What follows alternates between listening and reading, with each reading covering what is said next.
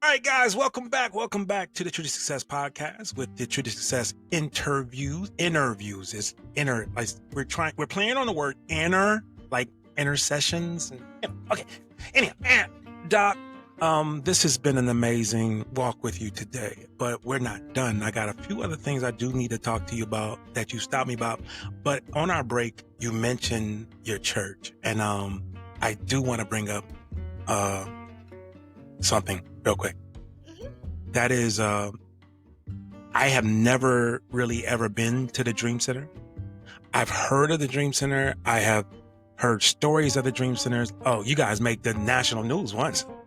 Right. Everybody twerking in the house. But look, We were swagging, surfing, and people was bad. I was like, Lord Jesus.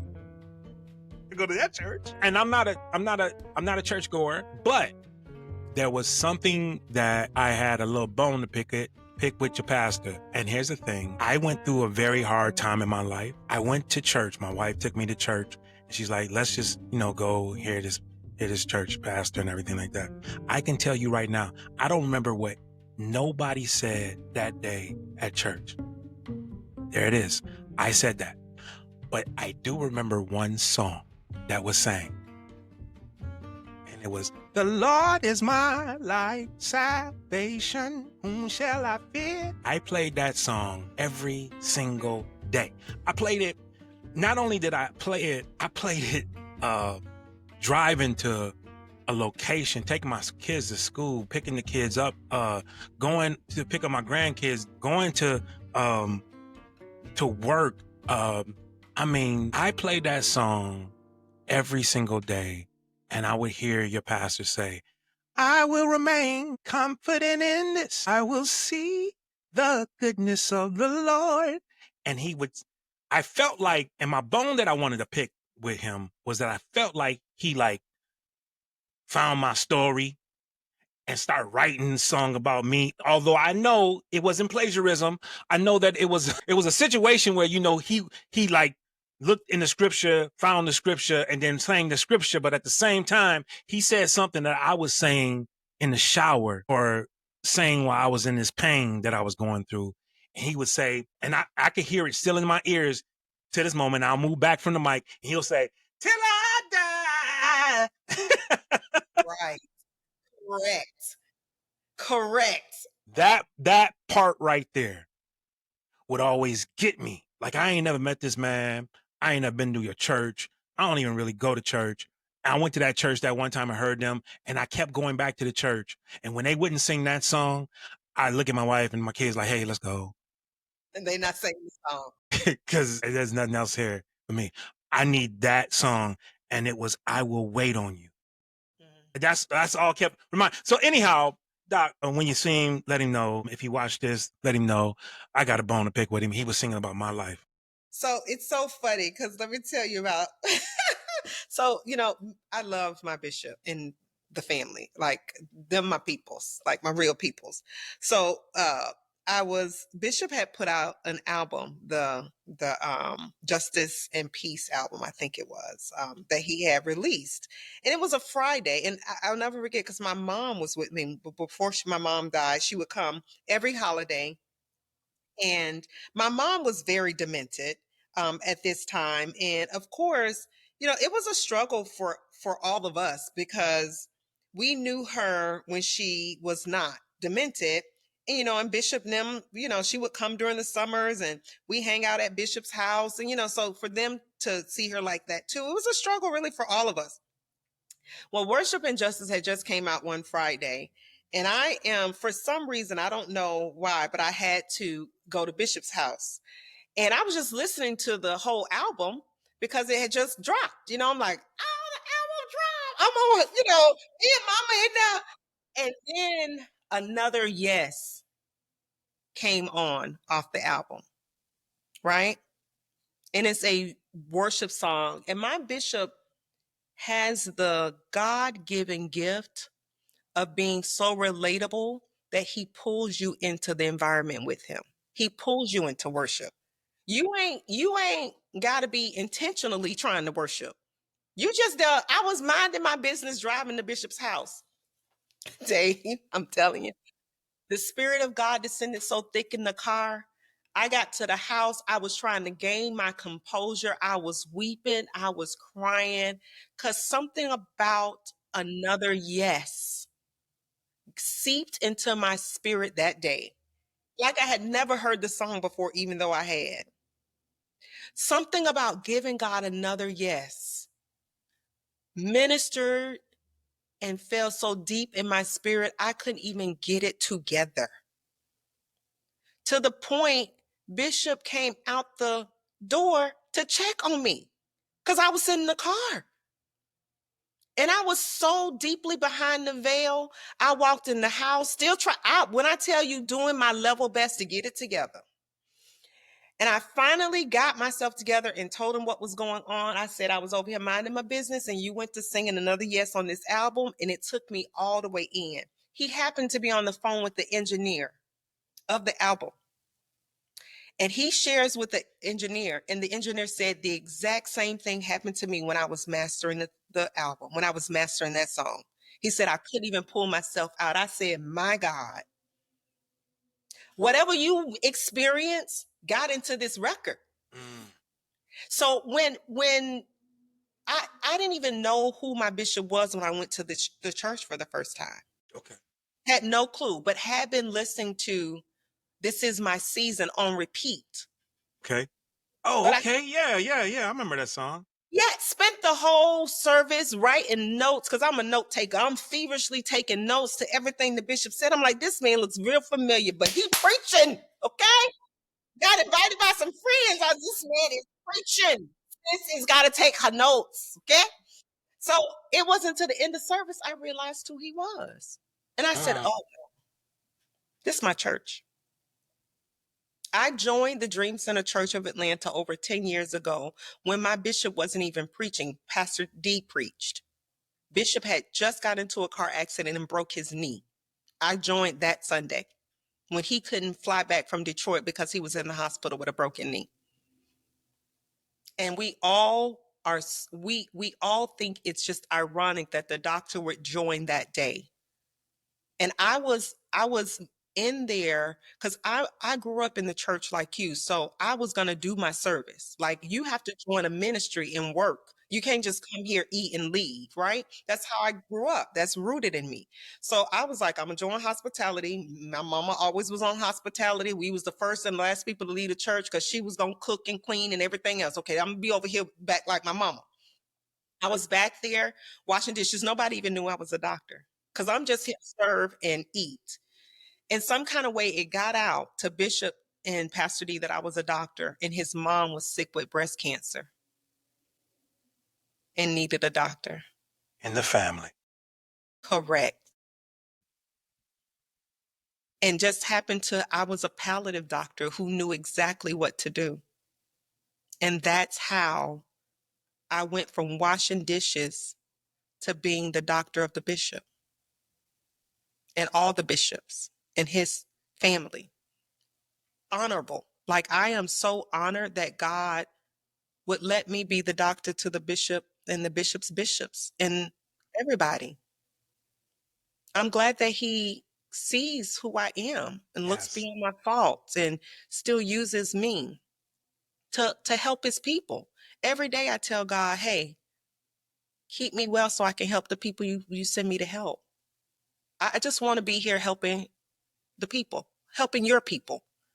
And I'm just honored that my bishop trusted me to be in that walk with him and his family, and that was the start of a bond, because can't nobody tell me that them not my real nieces and nephews. His two kids. This is my kids. Wherever they go, I'm going. It just formed a bond, and we really are, a unit, especially when you live away from your own family. To have a true family unit in them is so valuable to me. Like, I really, really cherish our relationship. And so sometimes, because they're my family, I forget that my bishop is that bishop until I'm in the car crying and snotting. Okay. Okay. Well, what I won't admit to crying and snotting, but I did. Okay. It was onions. There was onions that day. And like, that's And it. my dancing mama was just over there looking at me. I'm like, lady, if you don't get in this worship. One of the I want to say armor bearers. Is that what they call them? One of the armor bearers had to come over to me one time and ask me, "Hey, you okay?" Right. I asked him, "Hey, can you get away from me until they get done singing this song?" Because right now I'm not okay. I'm over here trying to gather myself. you about to get knocked out. But it was good. Let's switch gears real quick, Doc, and weight loss. We talked about the whole person wellness. The Life Med journey goes beyond weight. It's about reclaiming your worth. In reading the PDF, I'll be honest with you. What an amazing gift you have when you gave that to me. Because honestly, I could read that forever. What sparked that particular mission for you?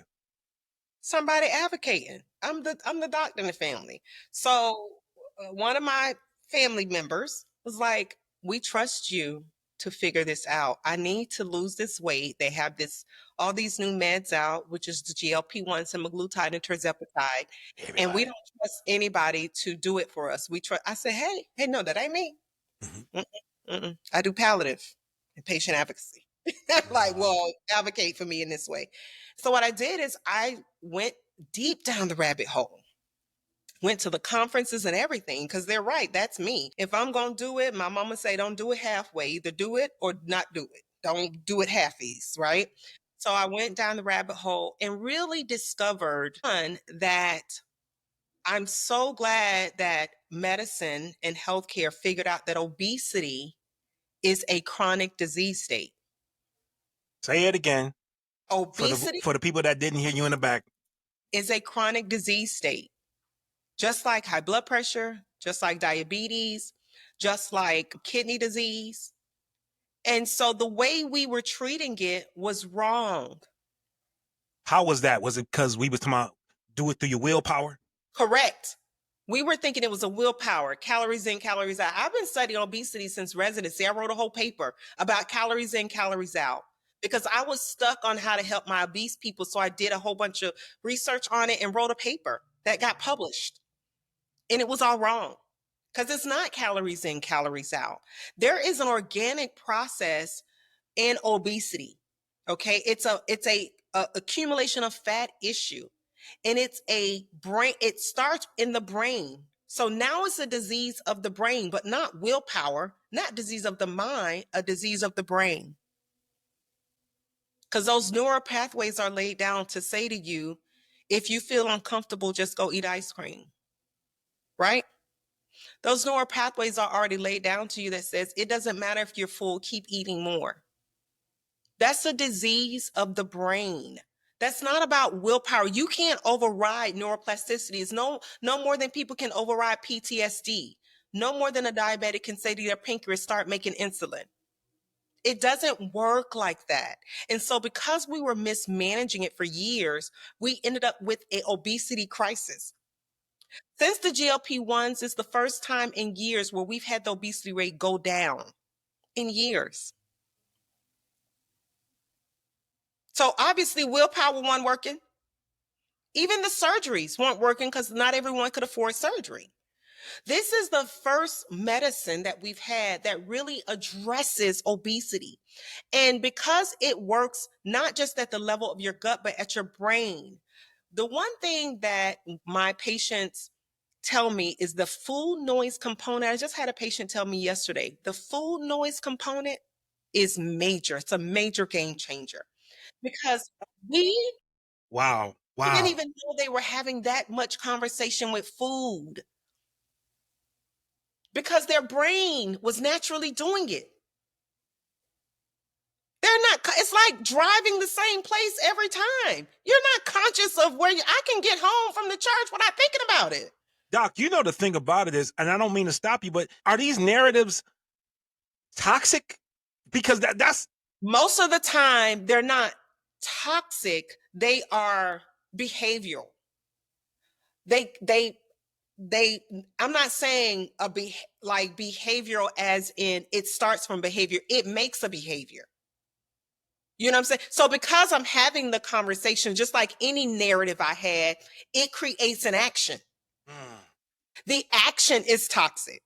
The action creates obesity.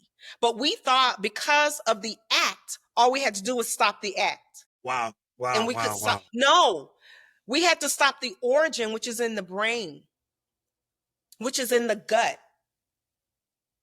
So now we have genetic markers, and this one research team put it in 4 different categories, right? So we can pull your genes now, and they've developed these prototypes or phenotypes. I mean, phenotypes that say you're either hungry gut, hungry brain, slow burner, or emotional eater.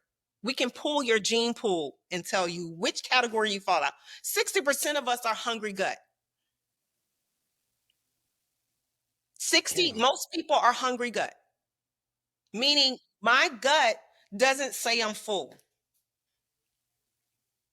So I keep eating. And these medications help with hungry gut, which is why it's working on most people. So it tells your gut you're full, and it makes your brain then stop having that conversation that it's been having with food, what we call food noise. It's like the background noise in songs and in movies.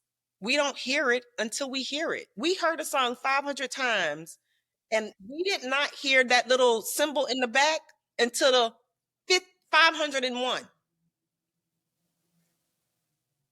We didn't hear the person was in the back singing a little flat on purpose to make it sound harmonious until 501. So it's the same principle. And because now we're treating it differently, it makes a difference. However, the reason why I created Life Med, because it doesn't negate the lifestyle component that you still have to do. That's still a big piece of it. But now you have help, you have medicine. So if we marry them together, that's really what the best way to do it. That's the proper treatment. Because even if you lose weight, that doesn't make you healthy. Skinny people die every day. Every day. Gotcha. Right. It don't make you healthy. I've been skinny my whole life. I have not been healthy my whole life. Told you part of my heart dead. So obviously I haven't been healthy. But you have to marry the two in order to really make it work. And lifestyle is still the top one, which is why it's life first, life then medicine. Mm. So we talk about lifestyle. We talk about in this journey activity, nutrition, bad habits. Because, even people that still drink a lot of wine still struggle to lose weight with the GLP-1. We have to talk about your bad habits too. We talk about sleep. Because if you don't get enough sleep, you're going to make too much cortisol, and that's going to stop you from losing weight too. And that's going to make you unhealthy. So we talk about sleep. We talk about stress, which also brings in cortisol. I know when I'm stressed out, when my little whoop tells me I didn't sleep well at night. Because my stress does not show up during the day. I'm cool during the day because, first of all, I'm doing 500 things. I got time to be stressed. I got time to think about it. But when I go to sleep and my body is asleep and my mind has an opportunity, when I wake up in the morning, I look, I'm like, I'm stressed and I need to evaluate what's going on in the space. Right? So we talk about all those kinds of things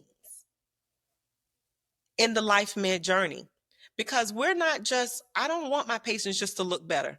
I don't want you to just be skinny or be the weight you want to be or be the body shape you want to. No, no. You got to live better and thrive.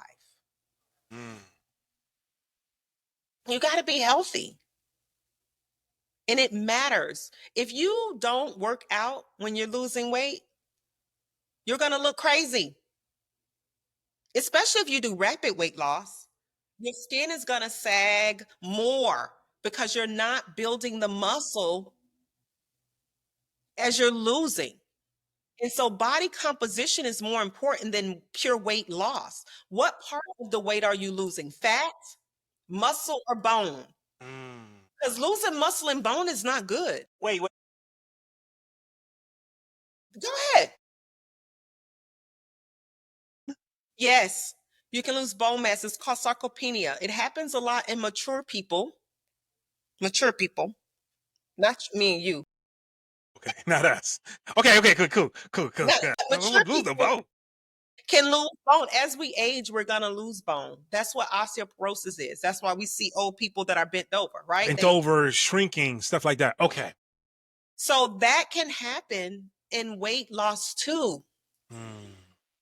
So I send all my patients to get your body composition done at the beginning of the journey, so that then we can check in 4 months and see, is, as you're losing weight, is it fat, muscle, or bone, or water? Because we can see how much water, what part of your body, what composition of your body is being lost, and what we need to do to make sure you're losing the right one. So I can say to my patient, you're losing more muscle than you are fat.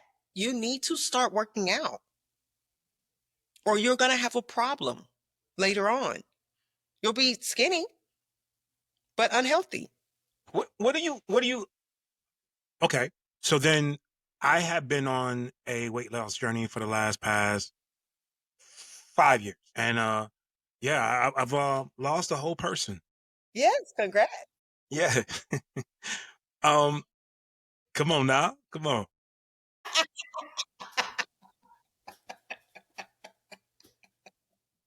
You know what I'm saying? Yes, I do. But there's a place of shame Of course. that makes you feel, because I've been big my whole life. I've been a big guy my whole entire life. And there's a place of shame where you be trying, but from the football team to the wrestling team, all the way up until, you work at gyms and you're seeing growth from other people. But how do you help folks move from the shame to sustainable growth? Well, so weight bias is what creates the shame. Like, there's a lot of weight bias in medicine, outside of medicine, like you said, at the gyms, even in clothes, right? Like, Mhm. workout clothes don't even come in really big sizes, right? They have a whole industry now for it, but before it wasn't. So, one of the things we talk about all the time is, what are you doing for your emotional and mental self?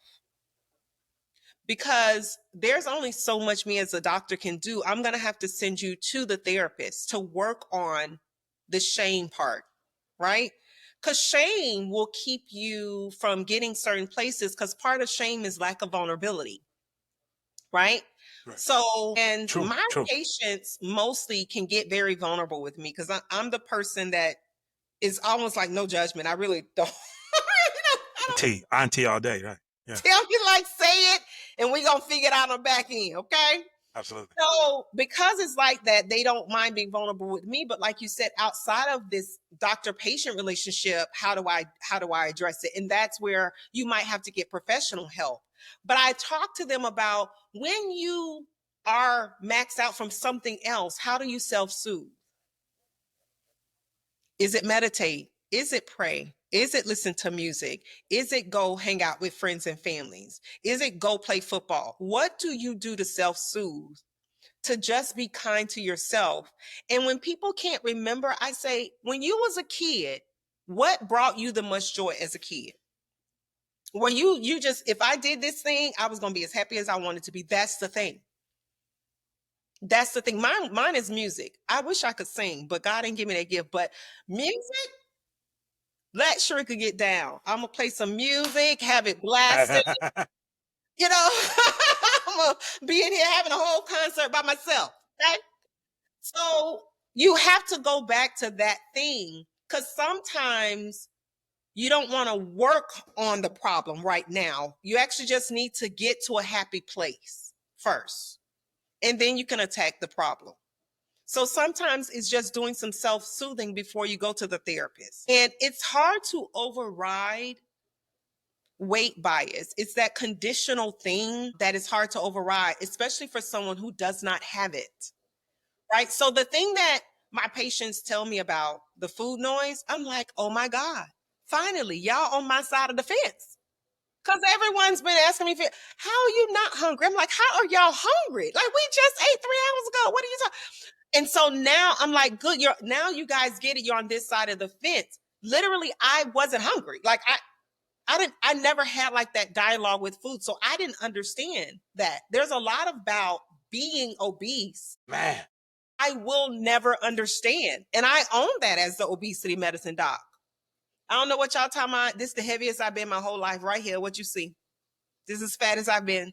So I can't, there's some things I'm not going to get. So you do have to go get professional help from a professional person who knows how to heal those injuries. It doesn't have to be somebody who can understand your shoes, who's walked a mile in your shoes. It doesn't have to be that person. It's someone who has the professional knowledge to get to your issue, because everyone's shame, Mhm. why it may be shame around weight, it doesn't always have the same origin. Right? But I tell people, just own it. Like, if you are a person who eats in the closet, like people that closet eat their snacks, you have to say that to me at the office. You have to say that during your appointment so we can work on it, because I want you healthy, not just your body healthy. I don't want just your physical person healthy. I want your mind and spirit healthy too.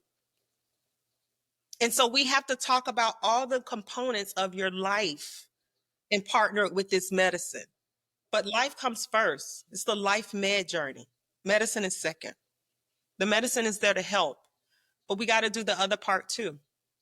So Doc, I do want to ask you this. Where do you see Doctor in the Family and Life Med evolving in the next 5 years? Man, that is such a good question. So my petition and prayer is that it grows so that we have a whole team of doctors in the family that people can reach out to of different sex, ear, nose, and throat, surgery, bariatrics, oncology, an amalgamation of doctors that can advocate, that people can reach out to, just like they're reaching out to me, and ask questions or get a second opinion, or, hey, I just left the doctor. This is what they said. What do you think about it? You know, I have an uncle who literally won't do anything until the doctor talks to me. I'm like, uncle, these people are they have to talk to you first. Right? To have a whole network of that kind of doctors.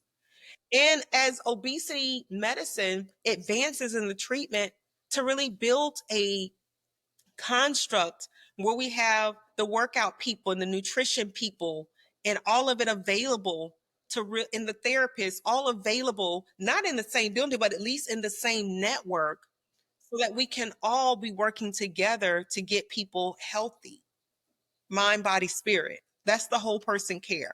That's the whole human, mind, body, spirit. So we can all be doing that and really moving the needle on weight management, right? Because I think as people, what I've noticed is when people lose weight, like you said, you lost a whole person. Physically, mentally, and spiritually, you lost a whole person. You're not the same Coach Dave 5 years ago. That weight loss and what you did on the journey to get there cost you more than just the weight. It cost you physical weight. It took off mental weight. It took off spiritual weight, and you are a different person. That's getting to wholeness, right? And so, how can we do that for the masses and build a real journey around it? Like, make this a true journey, meaning you may take 15 steps back and 5 forward and then 5 back. That's normal. Know that that's normal, because everybody at a different point on this journey. And that's what I tell my patients. I give monthly focuses every month. If you slip, it's okay. Come on. If you only did it one day a week, it's okay. It's a journey.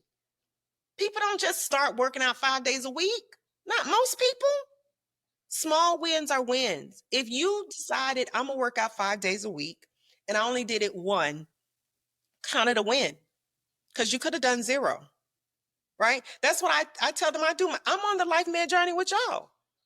I don't work out the way I want. I haven't worked out in 2 weeks. I'm not beating myself up. No, I keep purposing in my mind to get up and work out. And when I do it the one day, I act like I done it 5 days a week, because eventually it's going to turn into a habit. And no one stops or starts anything the first time they do it. And I think that's the fallacy, because we're in this internet environment, we're in this quick moving world. We think everything comes quick, but there are still some things that take time to maturate. It takes time to convert. It takes time to lose weight. It takes time. Yeah, we have this medicine that is superior and really helping people boost and kickstart it, but it still takes some time. I have some patients that do well and still plateau, even with the medicine. I'm like, you got to increase your burn. You're not working out. I can tell you that because you're plateauing. You just got to increase your burn. You can't still take the GPL and go to Arby's because they had the meats. You can't do that. And the thing is, you'll eat less Arby's, right? Because the medicine is going to make you eat less bad food. But it won't make you make better choices. You got to do that. And that's one choice at a time. So I tell my patients, just pick one thing. Like, say I'm going to not do low carbs. Just pick that. Don't do low carbs, low fat, blah, blah. Say on Friday, we have food Friday. You take Friday and just decide to eat at least one good meal on the Friday. Take that one thing. And then you move it. But what we do sometimes is try to get out there and hit the gun. I'm a gunner, so I'm just going to out myself, okay? I'm going to jump out there and try to do it all at one time. I'm going to clean up the garage all on this one day. I started off just putting something up on the shelf, and I look up, it's 5 hours later, the whole garage is different. You know what I'm saying? I feel like we spirit people. So to my gunners, I always say, you're not going to do it all at once. And to the people on the opposite end who are not gunners, who kind of like laissez-faire, I'm like, no, pick a time, make a commitment. And I make them give me a day. To my laissez-faire, give me the day. Pinky swear me right now. I still believe in pinky swears, by the way. I have so many pinky swears with my patients, and I don't forget. They know I don't forget my pinky swear, okay? Because I'm going to write it down, what we pinky swear. So, my son, go ahead. Go ahead. My son happens to be a physical trainer. He's a trainer. And he'll say to me, Dad, so you don't have to do more than 3 reps on this. Just do 3. Go ahead. I'm sorry. That's what I'm saying. I think we complicate it, which is why I've developed Flossom. Because you're trying to complicate this. You think you're supposed to look a certain way before you get there. You know, how people think you're supposed to be saved before you go to church. No, come as you are. Flossom, come as you're not going to look a certain way doing things. It's going to be messy. My therapist used to tell me that every time I would try to do something new, Sherika, it's going to be messy when you first start. You're not going to say it right. It's not going to come out right, but you keep at it. And eventually you figure your way. And that's really what the life man journey is. We just got to keep going. A journey don't end. This thing keep winding. You just keep going and it will change. I never thought I would not be able to work out 5 days a week. And then I got sick. And I have not been able to get back up to 5 days a week since my heart went out in 21 and we in 25 now, right? That is frustrating for somebody like me who's a gunner, but it's something I've accepted. And so every day I keep just challenging myself in a different way. And when I don't succeed, I just like, okay, try again tomorrow. And that's the truth of this journey. That's the truth of life, whether you're on the life man journey or not. That's the truth of advocacy. It didn't work out right now. Okay, let's try it a different way. Let me hear you say it a different way. Even when I don't understand my patients, I think I got it, I don't have it sometimes. Or give it to me a different way. Because the truth is, we just keep trying. You assume the benefit of the doubt to people, right? You give everyone the benefit of the doubt and you keep trying. And if you go into that with that mindset for yourself and others, I think we'll do a lot better. Because I'm going to assume good intent to start off, period. Because most people do. We just see it differently. Most of us ain't coming out here being evil. I hope. It's very few psychopaths, thank God. Just very few of them. Everyone else, we're going to assume good intent. Just saying. So you have to, I think, especially in medicine, especially as a clinician, you have to stay curious and assume good intent. And then if you misstep, my bad, give it to me again, it's fine. Because I've misstepped with my weight patients. You know, I've offended some of them just by my weight bias that I didn't even know I had because I don't own it. So I don't know until I step on someone's toes. And so you have to assume good intent and then just learn from it and rework it. because this is a journey. Life is a journey. I mean, we met years ago. I remember you before you lost the weight, before you lost that whole person the other day. So so it you're a different person. And that's what life is really about, no? Being your best self. Being in your best health, being your best self. Do me a favor. I need you to answer this question for me or finish this sentence for me. But for those that are out there that are listening to us or watching us right now, finish this. You don't need more blank. You need more blank.